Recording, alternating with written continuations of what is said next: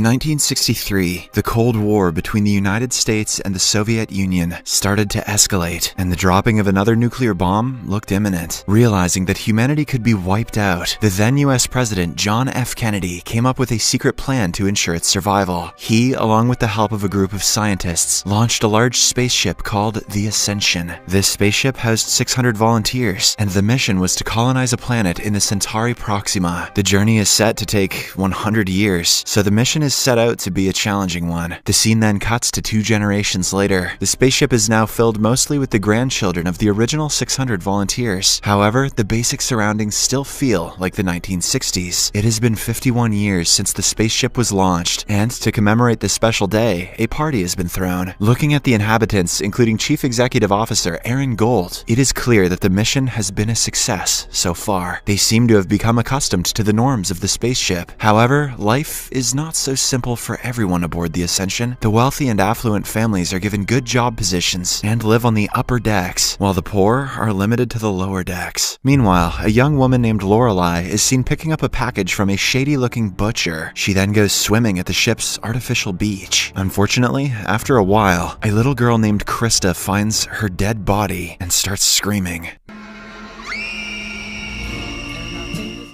Meanwhile, on Earth, it is revealed that the chief engineer behind the spaceship is still alive. However, due to his weak state, his son Harris has taken his place. We also get to know that the Ascension project is still a well-guarded government secret. Harris regularly receives updates from the ship and tracks down their progress. One day, he eventually learns about Lorelei's murder, and his assistant advises him to brief the project's director, Catherine Warren, about it. However, Harris fears it could jeopardize the project and tarnish his father's legacy. Back on the ship, Dr. Juliet Bryce, Chief Medical Officer, examines the dead body and concludes that Lorelei was probably murdered because of the marks on her wrist. So the ship's captain, William, assigns Golt the responsibility of investigating the case. Golt immediately starts his investigation and finds something mysterious. Because there are no cameras inside the beach, he checked the ones outside. However, not a single one of them captured the moment that Lorelei entered the beach. Later, Golt learns that Lorelei was dating a guy named James Toback, who works at the water reclamation in the lower decks, so he goes looking for him,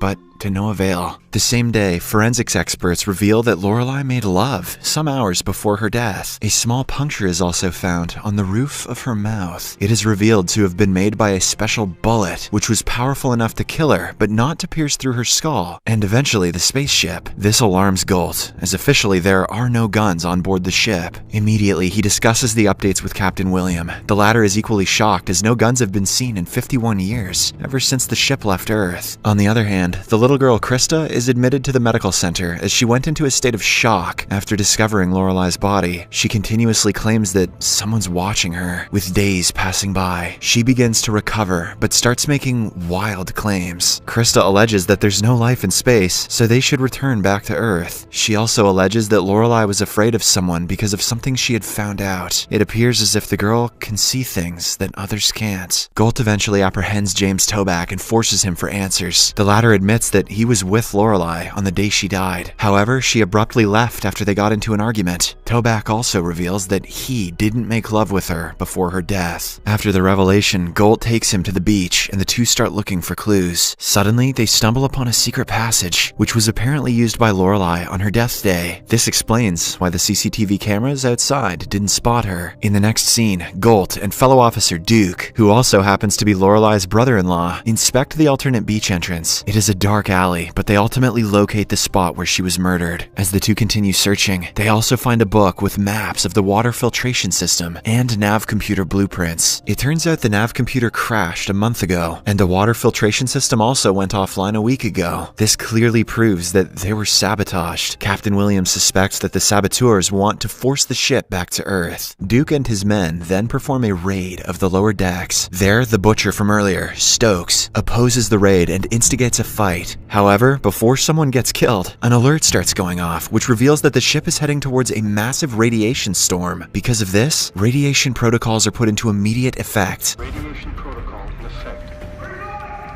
and everyone is ordered to take shelter in their pods. Unfortunately, the captain learns that the blast shields that are supposed to protect the crew from radiation are jammed. So, a repair team is immediately assembled, which consists of Gold and an electrician from the lower decks. Thanks to their team effort, the door is eventually closed. Before departing, the electrician confides to Gold that he saw Stokes giving Lorelei a gun before she was murdered. At the same time, Dr. Juliet puts little Krista to bed and leaves her seahorse necklace on the dresser to calm her down, claiming that it will protect her. However, after a while, when the spaceship enters the radiation zone and all the people get inside their radiation pods, Krista sees a strange man in a suit walking in her room. After the ship safely passes through the storm and everyone is cleared to come out, Gold and Duke again raid Stokes' slaughterhouse. They eventually locate a gun and take Stokes into custody. Later, the Butcher is interrogated, but he keeps claiming that he's being set up because he's from the lower deck and an easy scapegoat. Meanwhile, Dr. Juliet looks for her necklace, and Krista tells her that someone took it during the storm. One day, before Lorelei's funeral, little Krista approaches Gold and hands him an army medal. She tells him that it was given to Lorelei by her boyfriend. This stuns Gold, as the medal belongs to Captain William. Meanwhile, the door to Stokes' prison cell automatically opens. He is puzzled and scared for his life, so he nervously walks out and retrieves the gun from earlier. After the funeral ends, Gold confronts the captain for answers. William admits that he was fooling around with Lorelei, but also promises that he didn't kill her. Just then, Stokes shows up, holding a girl hostage. He again claims that he's being set up and demands to be taken before the council. Out of nowhere, the airlock opens automatically, and Gold lunges at Stokes, freeing the girl. The captain swiftly takes her to safety and locks the door as Stokes and Gold continue fighting. After a bit of back and forth, Stokes is sucked out into space. But surprisingly, instead of freezing in an instant, he lands on an inflated mattress, after which a group of people apprehend him. Here we get to know that the whole project is a mere simulation, a test of the long-term viability of an intergenerational spaceflight. The people on board the spaceship are completely oblivious of it, as they believe that they have been sent on an important mission. Back on Earth, Director Warren somehow finds out about the latest developments on the ship. Enraged, she storms into mission control and warns Harris against hiding things. Harris claims that Stokes is the killer, and now he has been evicted from the ship. However, Director Warren isn't convinced, and she sends a consultant named Samantha Kruger to watch over the project, much to the dismay of Harris. The scene then cuts to an unknown man, seen setting up a bomb in a cobalt generator somewhere in the ship. After a while, it blows up near the Terra Lab. Harris and Kruger are taken aback by the explosion, and they quickly rush inside the facility where the giant spaceship has been parked. Fortunately, no casualties are reported, and the injured are taken to the medical center. Meanwhile, Captain William and the others inspect Ground Zero and find "No Future" graffitied on the wall, confirming that it was a deliberate explosion. But instead of announcing the news to everyone, the captain lies that it was an accidental methane gas explosion. He does this so that no one can point fingers at his governance. The explosion also puts Harris on the defense mode, and he tells Kruger that setbacks are to be expected on projects of this scale. However, Kruger is not satisfied, and she demands access to surveillance footage. Elsewhere, Gold goes to the lower decks to meet a man named Dwight, who is responsible for handling the cobalt generators. He inquires about the blast, but Dwight panics and attacks him before running away. Despite this, Gold continues his investigation and learns that the explosion on Deck 23 that killed his parents 20 years ago was also caused by a cobalt generator. He hypothesizes that Dwight must have learned it from someone who could be connected to Lorelei's murder. Gold is sure that Stokes didn't kill Lorelei because he didn't even know how to use the gun when he tried to shoot him. Shortly after, when Gold goes to check Deck 23, Harris and his assistant go into panic mode. It turns out, because of the explosion, the other side of Deck 23 isn't airtight anymore, and the crew inside can hear noises coming from outside. This poses a risk of exposing the truth about the project. As Harris and others maintain pin-drop silence, Gold locates Dwight and a fight ensues. During the tussle, the latter somehow manages to get away and start a bomb's timer. This alarms Harris, and he orders everyone to evacuate the place immediately. Fortunately, Gold manages to defuse the bomb, but Dwight dies in the process. Kruger blames the death on Harris, and in his defense, he explains that he doesn't intervene because the aim of the project isn't to protect the crew, but to learn from them. However, Harris is proven to be lying when he's seen gifting Dr. Juliet's seahorse necklace to his wife. This indicates that he was the one who entered Krista's room and stole the necklace. At the same time, Kruger starts conducting research of her own and learns that several scientists involved in the Ascension project were found dead and many went missing in the 1960s. Meanwhile, at the ship, everyone is preparing to get their regular shots. When it's Krista's turn, she backs away as she has visions of someone tampering with the inoculations. Hence, to encourage her, the librarian takes the shot instead. However, as soon as she does so, she collapses on the ground, much to everyone's horror. This further infuriates Kruger, and she demands answers. Harris explains that they were merely inoculations, meant to strengthen the immune system, which has been weakened by artificial light, recycled air, and repetitive diets. The librarian apparently collapsed because she took the medicine that was meant for Krista. He then reveals that Krista is 16 hours overdue for her shot, and worries that she may suffer from violent convulsions if she doesn't take it. So, Harris tries to trick her into eating the medicine by adding it in her milk. However, the little girl senses something unusual and dumps the milk on the floor, hence foiling his plan. Milk's not even that good for you anyway. Meanwhile, Kruger decides to meet Eva, author of a website that has kept track of all the scientists from the 60s that died or went missing. During their meeting, Eva alleges that the government used President Kennedy's charity as a cover to abduct children from their parents for the project. Jeez. Later, an unknown man goes after Krista and tries to forcefully inoculate her. However, the man ends up hurting himself, and the little girl manages to get away. Next, Golt finds Krista with the man's blood on her dress and takes her to Dr. Juliet. After she is cleaned up, Golt personally speaks to her and finally convinces her to take the shot. After a while, Juliet's husband, Dr. Robert Bryce, prepares her for the shot, and during this, Krista reveals about the array of visions she's been having as of late. Some of them are falling off of the Twin Tower, a war in the desert that never ends, and drowning in an ocean. She also claims that she saw Dr. Bryce in the maintenance tunnel where Lorelei was killed. Hearing this, the doctor becomes enraged, so he gags her and forcefully inoculates her. Meanwhile, Harris and his assistant Carrillo are stunned by Krista having accurate visions about events that have actually happened on Earth, like the 9/11 attacks. Carrillo comments that Krista is what the project has been working towards. Dr. Bryce gets a match on the blood sample from Krista's dress and learns that it belonged to his wife's apprentice, Mesmer. However, later, Mesmer is found dead in his room. Kruger also completes her investigation and concludes that Harris has someone inside the ship who plants guns for him and stages radiation storms. Meanwhile, Golt searches Mesmer's quarters but doesn't find anything that links him to the saboteurs. He concludes that Mesmer killed himself out of guilt for failing to inoculate Krista. The scene then cuts to the final day of Austera, a festival where the winners of the birth lottery are announced. Since the ship's human population must always remain constant, they are only allowed to procreate when one of the passengers passes away. Recently, 3 people have passed away, so interested couples will submit their profiles and the birth computer will select 3 couples, taking into account their chances of producing healthy offspring.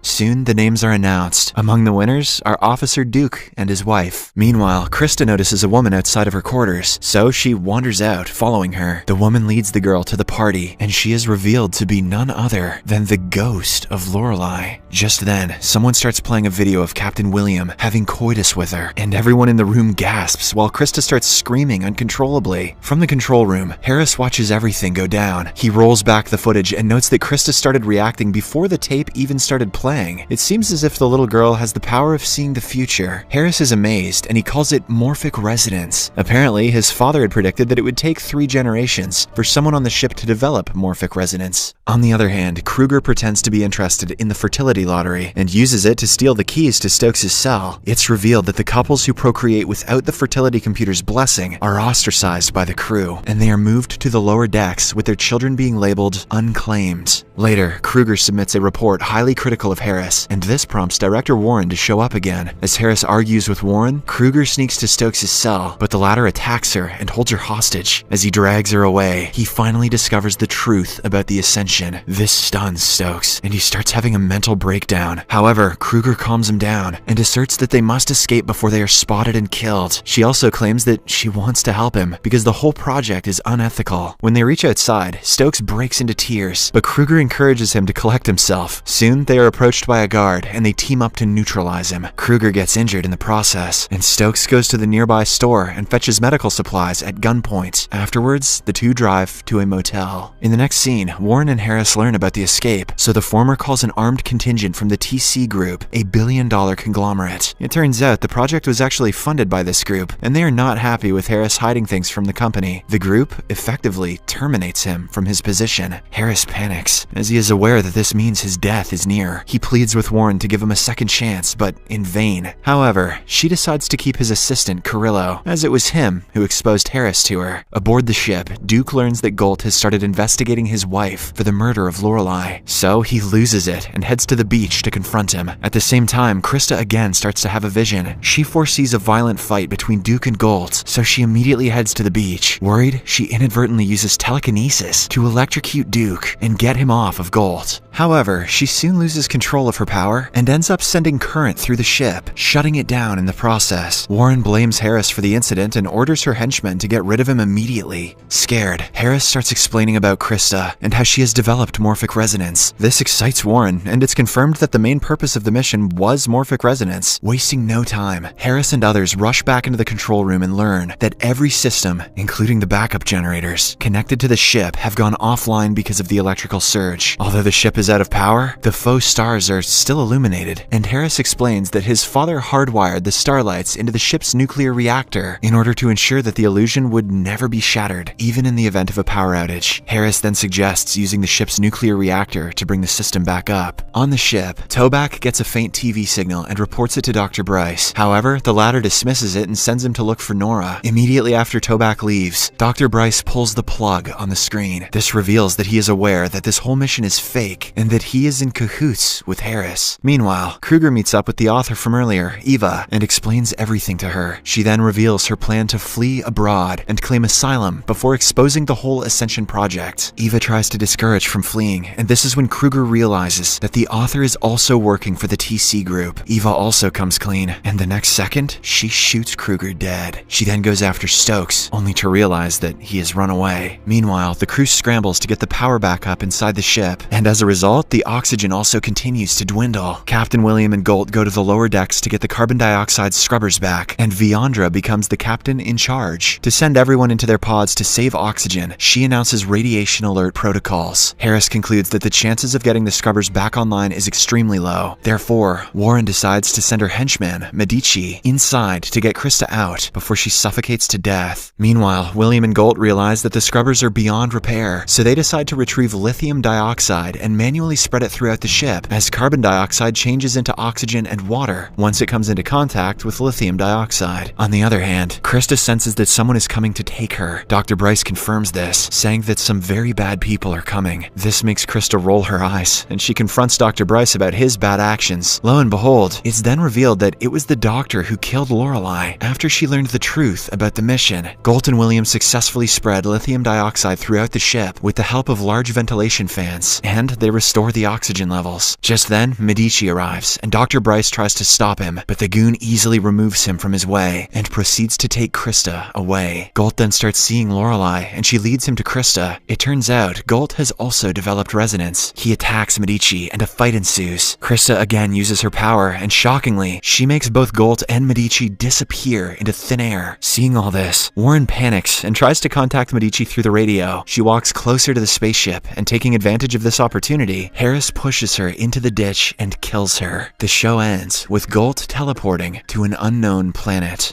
Subscribe for more videos like this, turn on notifications, and leave a like to help the channel out. Thank you for watching.